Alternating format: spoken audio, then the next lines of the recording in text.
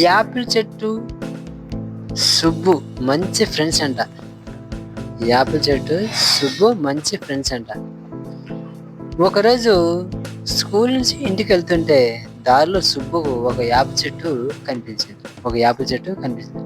అంతే పరిగెత్తుకుంటూ వెళ్ళి 2 యాపిల్ పండ్లను కోసుకొని గబగబా తినేశాడంట. కడుపు నిండిన తర్వాత అక్కడే ఆ చెట్టు నీడనే హాయిగా విశ్రాంతి తీసుకున్నాడంట సుబ్బుగాడు. ఇంటికి తిరిగి వెళ్ళేటప్పుడు సుబ్బు చెట్టును వాటేసుకుని, నువ్వంటే నాకు చాలా చాలా చాలా చాలా ఇష్టము, ఇప్పటి నుంచి మనిద్దరం ఫ్రెండ్స్ అని చెప్పాడు. ఆ రోజు నుంచి ప్రతిరోజు కూడా చెట్టు వద్దకు వెళ్ళి పండ్లు తినడము, ఆడుకోవడము, ఆ నీడలో విశ్రాంతి తీసుకోవడం ఇదే అలవాటుగా చేసుకున్నాను అనమాట. యాపిల్ చెట్టు సుబ్బు మంచి ఫ్రెండ్స్ అనమాట. ఈ విధంగా ఇలా రోజు ఇదే తతంగం జరగడం. స్కూల్కి వెళ్ళడం, అటు నుంచి ఇటు యాపిల్ చెట్టు దగ్గరికి వెళ్ళడం, యాపిల్ కాయలు కోసుకొని తినడము, అక్కడే ఆడుకోవడం, తినడము, నిద్రపోవడం, విశ్రాంతి తీసుకోవడం జరుగుతుంది అనమాట. ఇక యాపిల్ చెట్టు కూడా రోజు సుబ్బు కోసం ఎదురు చూసేదంట. అరే దాని కళ్ళాడున్నారన్న యాపిల్ చెట్టు చూసే దాని కోసము. సుబ్బు పెద్దవాడవుతున్నట్టుగానే చెట్టు కొమ్మలు కూడా బాగా పెద్దదయ్యాయి. ఒకరోజు సుబ్బు నాతో ఆడుకోవా అని అడిగింది. యాపిల్ చెట్టు, నీతో ఆడుకునే వయసు కాదు కదా, ఇప్పుడు నాకు బొమ్మలతో ఆడుకోవాలని ఉంది, వాటి కోసం డబ్బు కావాలని చెప్పాడు సుబ్బు. యాపిల్ చెట్టు, నీతో ఆడుకునే వయసు కాదు, ఇప్పుడు నాకు బొమ్మలతో ఆడుకోవాలని ఉంది, వాటి కోసం డబ్బు కావాలని చెప్పాడు సుబ్బు. నా దగ్గర కూడా డబ్బులు లేదు, కానీ నా పనులు అన్నిటిని అమ్మేసి ఈ డబ్బుతో బొమ్మలు కొనుక్కోరా చెప్పింది యాపిల్ చెట్టు. దానికి సుబ్బు సంతోషంతో పనులను తీసుకెళ్ళాడంట. చాలా కాలం దాకా సుబ్బు ఆ చెట్టు దగ్గర రాలేదు. ఇంకేంటికి వస్తాడు, ఆ డబ్బులన్నీ తీసుకొని వాడు బొమ్మలతో ఆడుకుంటూ ఎంజాయ్ చేస్తా అంటాడు. ఇంకా చెట్టు దగ్గరికి ఏంటి పోతాడు, వాడిని తెక్కుతున్నాడు ఏమన్నా. చెట్టు మాత్రం సుబ్బు కోసం ఎదురు చూస్తూనే ఉంది. చెట్టు సుబ్బు కోసం ఎదురుస్తుంది. ఓ రోజు పెద్దవాడైన సుబ్బు తిరిగి చెట్టు దగ్గర వెళ్ళాడు. ఆ చెట్టు సుబ్బుని చూసి ఆనందించి, నాతో కాసేపు ఆడుకోరాదు అని అడిగింది.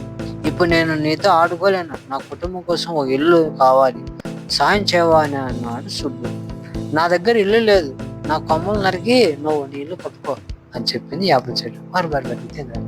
ఓ రోజు పెద్దవాడైనాడు సుబ్బు తిరిగి చెట్టు దగ్గర వెళ్ళాడంట. చెట్టు సుబ్బును చూసి ఆనందించి, నాతో కాసేపు ఆడుకోవా అని అడిగిందన్నమాట. నాకు ఇల్లు కావాలి, నా కుటుంబం కోసం, నాకు సాయం చేయవని సుబ్బు ఆ చెట్టును అడిగిందన్నమాట. నా దగ్గర డబ్బులు లేవు, నా చెట్టు నరుక్కొని నీ ఇల్లు కట్టించుకొని అనిందంట యాపిల్ చెట్టు. దానికి సంతోషించి సుబ్బు కొమ్మలు నరికి తీసుకొని వెళ్ళిపోయాడు. సుబ్బు తన కొమ్మలను నరికిన ఆ చెట్టు ఏమాత్రం బాధపడలేదు, ఎందుకంటే వాడి ఫ్రెండ్ కదా, పిల్లప్పుడు. అయితే సుబ్బు మళ్ళీ తిరిగి రాకపోయేసరికి ఒంటరి దాన్ని అయిపోయానని బెంగతో బ్రతకసాగింది యాపిల్ చెట్టు. సుబ్బు ముసలివాడు అయిపోయాడు.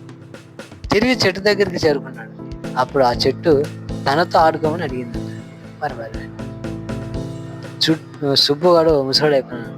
తిరిగి చెట్టు దగ్గరికి వచ్చి, అప్పుడు కూడా నాతో చెట్టు తనతో ఆడుకోమని చెప్పిందండి. అయితే తాను ఇప్పుడు ముసలివాడిని అయ్యానని, కాస్త విశ్రాంతి కావాలని ఉన్నాడు. ఎండలకు తట్టుకోవాలంటే తనకు పడవ ప్రయాణం అవసరమని, ఎలాగైనా సరే పడవనిచ్చి సాయం చేయమని ఆ చెట్టుని అడిగాడు సుబ్బుగాడు. తన దగ్గర పడవ లేదు, కానీ నా చెట్టు మొదలు నరికి పడవ తయారు చేసుకోమని చెప్పింది యాపిల్ చెట్టు. అలాగేనని చెప్పి చెట్టు చెప్పినట్టుగానే చేశాడు సుబ్బు. ఇలా చెట్టు వాని అవసరాలన్నీ తీర్చా ఉన్నాడు. దీన్ని బట్టి ఏం అర్థమవుతుంది, చెట్లు ప్రతి మనిషికి కూడా ఎంతో సహాయం చేస్తాయని మనము నమ్మాల్సిందే.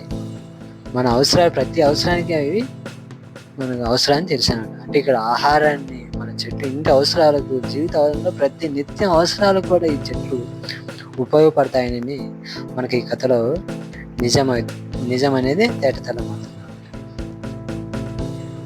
అంటే చెట్టు పిల్లప్పుడు చేసిన స్నేహాన్ని గురించి అన్ని వాడు చెప్పినట్టుగా చేసినాడు. యాపిల్ చెట్టు అలాగని చెట్టు చెప్పినట్టుగా చేశాడు సుబ్బు. చాలా సంవత్సరాల తర్వాత మళ్ళీ సుబ్బు యాపిల్ చెట్టు దగ్గరికి వచ్చాడు. అది చూసిన చెట్టు, బాబు నీకు ఇవ్వడానికి ఇప్పుడు నా దగ్గర ఏమీ లేదని ఏడుస్తూ బదులిచ్చింది. బాబు నా దగ్గర ఏం లేదు నీకు ఇవ్వడానికి, ఇప్పుడు నాకు ఏం అక్కర్లేదు, కానీ ఈ ముసలితనంలో కాస్తంత విశ్రాంతి తీసుకునేందుకు నీ చెట్టు మొదల మీద కూర్చుంటాను అంతే అన్నాడు సుబ్బు. ఇది విన్న యాపిల్ చెట్టు, సంతోషం నాయనా, ఇప్పటికైనా నాతో